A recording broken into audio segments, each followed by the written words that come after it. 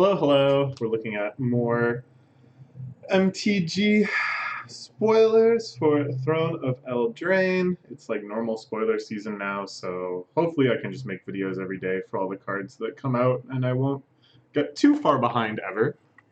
So today we've got this card, Worthy Knight, Weenver. You cast a Night spell, create a 1/1 white human creature token. Now, unfortunately, this doesn't also create you a Knight. So in a very synergistic Knight deck, that's not going to trigger all of your other Knight-related things. However, it does really help with your going wide plan, and a lot of these Knight synergy-type decks are probably going to be running some effects that aren't specific to Knights, but are just generally good for going wide. So I can see this being pretty nice in this hypothetical white deck. The stats are pretty solid. Yeah, I don't know. She's stepping out of that ring ritual thing that we've seen a few times now. Their honor determines whether they burn or shine. Yeah, so I guess that's the ritual they're doing to see if you're worthy of being a knight. This is a new fairy. Oh, that's kind of nice. The adventure. That's going to hit quite a lot of things in a lot of formats. Pretty cool art. I like that they're putting aside even the tradition that card art should be predominantly kind of the color that the card is, you know? Like, this is a blue card, and yet the art is entirely, like, black and white and a little bit of kind of bluish gray. I love it. I love it. Yeah, that seems solid enough. Wildborn Preserver. Another elf on a fox. I'm so into this, that elves are fox knights in this world.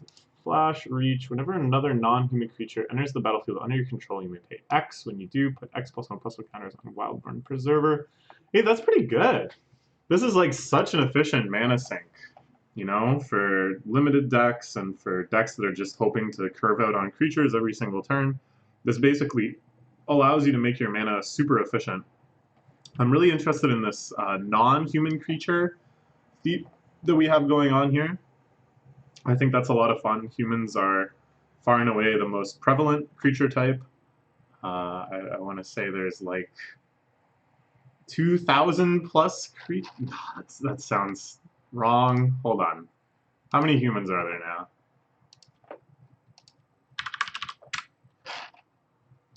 It's a lot. It's definitely not. It is! It's 2,308 humans. I thought, yeah, okay. For some reason the number 2,000 came to mind. I was like, wait a minute, that doesn't seem right. So yeah, the idea of pegging things to non-human, I think, is kind of interesting. Because, you know, the plurality of other creatures, like if we look at all creatures, humans are still, like, not half or anything like that. Creature. Yeah. It's going to be a big search. 10,000. So humans are about 1/5 of all creatures. Yeah, it's kind of interesting. Non-human. Anyways, this card seems pretty sweet. I guess maybe this is some sort of cycle. These 2/2 for 2s at rare. I don't know. Sure. It's a Goblin Night. He rides around on a giant squirrel thing? A groundhog? I don't know. I think this is the first goblin we've seen in this set. Just like merfolk, they're willing to kind of throw in these very iconic tribes that usually have like a lot of tribal synergy going on, just to sort of enhance the flavor. Because, you know, merfolk and goblins do show up in these sorts of stories, but they're not going to have like a dominant role, and they're not necessarily going to have any sort of synergies. So it's kind of neat, because normally it's like they hold on to those creature types until they're willing to make tribal like a big part of the set. Kids these days eat too much candy. So this is, of course, Curious Pair, Hansel and Gretel. And I don't know what this means. Partaking in the candies or something. Nom nom nom. This bread, this like spiced bread. It's like the spiced bread that Mother makes. There is no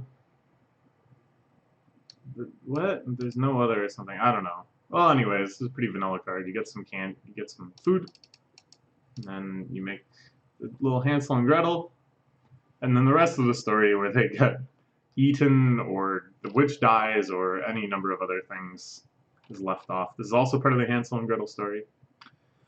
Whenever you sacrifice food, you pay 1. Hey, that's not bad. It turns your food into pretty good card selection. Of course, you're already paying 2 to sack the food, so now you're up to 3, just for this sort of filtration thing. But again, in limited, if you're trying to draft yourself a food deck, these sorts of things to be like mana outlets, probably not too bad. Robber of the Rich. Ooh. A Mythic Rare. I guess this sort of Robin Hood-esque character is quite important to a lot of lore. Human Archer Rogue. Reach and Haste. Very rare to see Reach in red. I guess because he's an archer, they give him Reach.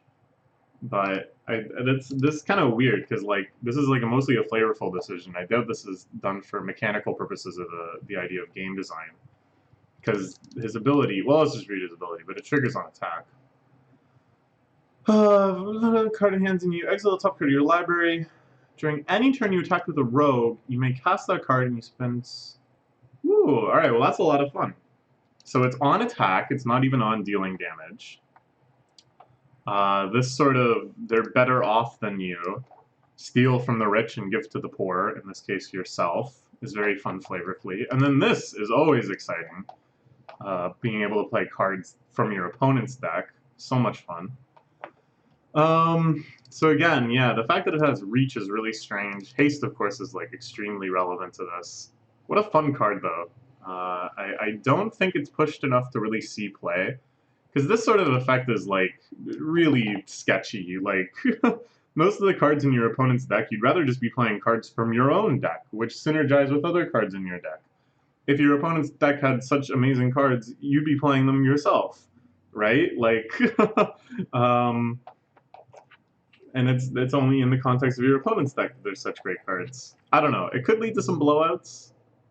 I think in like a cube it's really fun, but I'm gonna be surprised if this effect is ever that wonderful. It's cool though. Clack Bridge Troll. Oh wait, wasn't there that one card though? Is it called this? No, it's the one that blows up stuff, and I don't know how to spell it. Yeah, what's the other one? What's the other one? Something else Predator? There's a lot of Predators. Maybe I was thinking of this, because I was thinking it might be Night Veil Predator. It's like, how do I find this? I know what the mana cost is. We need half blue, black. 1 blue or black. Okay. And it's flying creature. This will definitely find it. And probably not that many other things. Night Veil Specter. I think this card was pretty good. And it doesn't even have the clause that you can use mana of any color. But it's, I don't know, it's just like a bit more of an efficient beater. Oh, I don't know. Maybe this is okay. And this is kind of cool, too, that you don't have to cast it right away. I mean, you can do it, too, but you have to attack with a rogue. Alright, whatever. Travel Haste, you get 3 goats. Ah, hey, well, I get it. Well, that's a lot of fun. And the Clack Bridge, of course, because the Billy Goats always go click, clack, over the bridge when you're telling this story to a child. Yeah, that's pretty fun. That's an entire story on one card.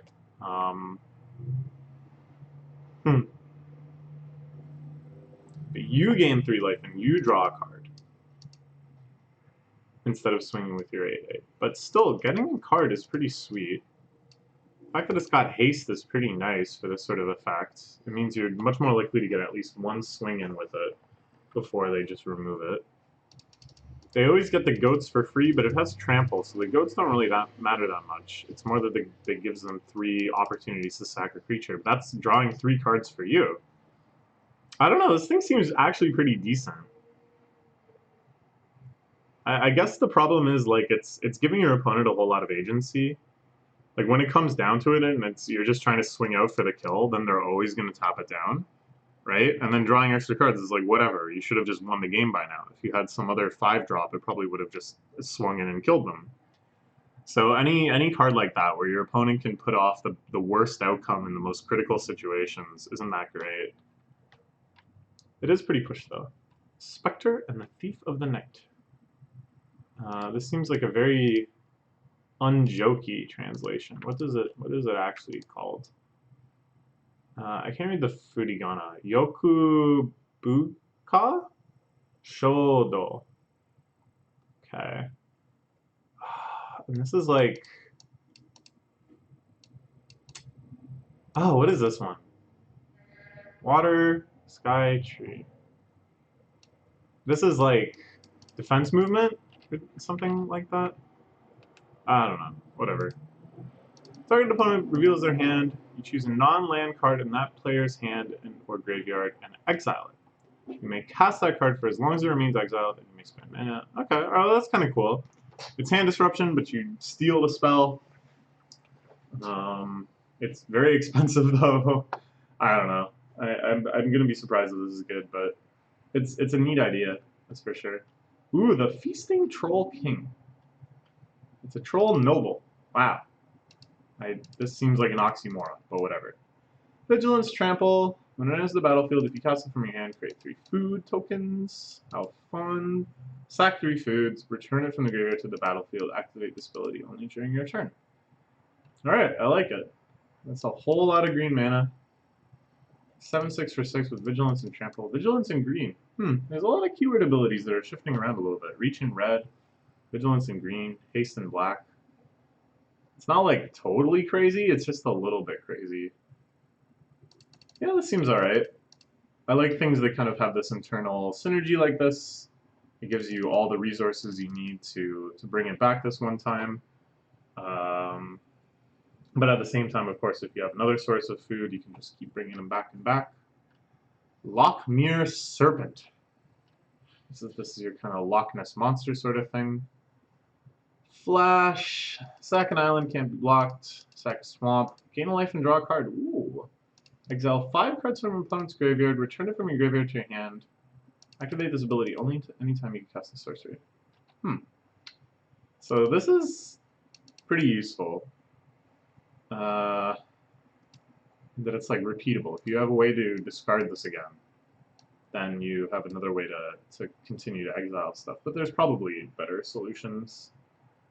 This is pretty good. Like, this is quite a beater. Once you've got this in play, especially in a limited environment, you're really just going to be swinging in for the win.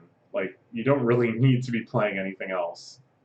So yeah, running this stuff down is pretty good. And then if you're in a situation where you can't just do that, probably this is good, you know, because you're digging for some other answer. So it's a really kind of win-win type card. Like, if you're in a stable position, it can just win you the game. If you're behind, it can get you resources. And it's hard to get rid of permanently. Yeah, this seems like a really big limited winner. The stats are nuts too. 7/7 flash for 6. Like, what? Emery, Lurker of the Loch. Thank you. So this is, of course, part of Arthurian myth that Excalibur is given by the lady in the lake. This is, of course, famously mocked in Monty Python and the Holy Grail. It's not an effective system of governance.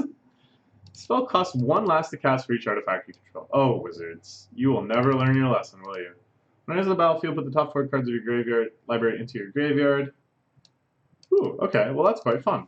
It can come down really fast, because we all know how easy it is to just dump a handful of artifacts.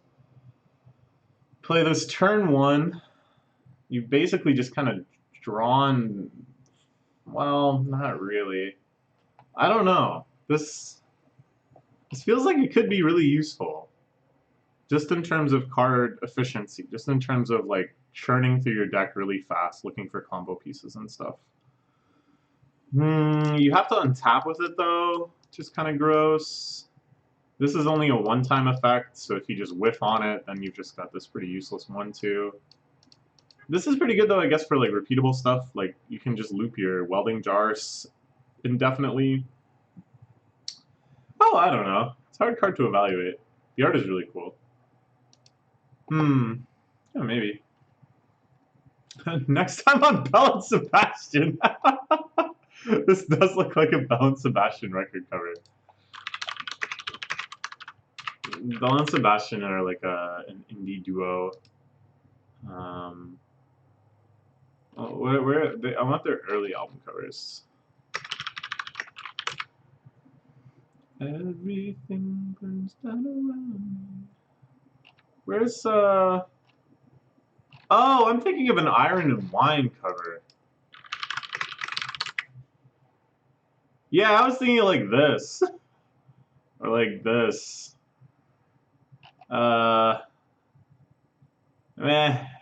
Is this really so much like a Bell and Sebastian album cover then?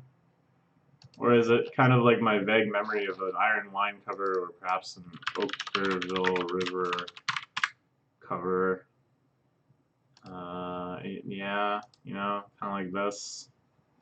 This feel. All of these bands are just kind of gummed up in my head now. Same with like Elf Power? Is that the name of a band, or did I just make this up? No, I guess I didn't make it up. But they're not that popular, so maybe there just happens to be one, or I'm thinking of something else. Alright, whatever. It doesn't really matter. Choose a card from your graveyard to your hand. Turn a card from your graveyard to the library. Ooh, that's kind of nice. Oh, hey, that's not bad at all. Well, it's 4 mana though. For some reason I thought it was 3 mana. At 4 mana, still, the album art is really nice. Don't be so overbearing. Gosh. Okay. Hey, well that's pretty good. Alright, I don't know, sure. And they're adamant. It's a whole bunch of Chinese green 4. Oh, this one's 5.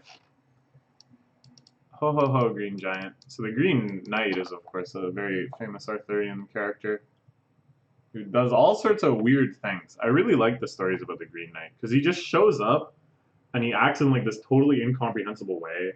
And he's like testing people, and he's doing all these weird tricks and like just running around causing havoc. And then he just leaves, and everyone's like, "Well, I hope that doesn't happen again." Things like that. Okay, that's cute. Sure. We saw this, right? All right, we're caught up then. Okay, that's all for today. Hopefully, I'll see you tomorrow with more cards. Bye bye for now.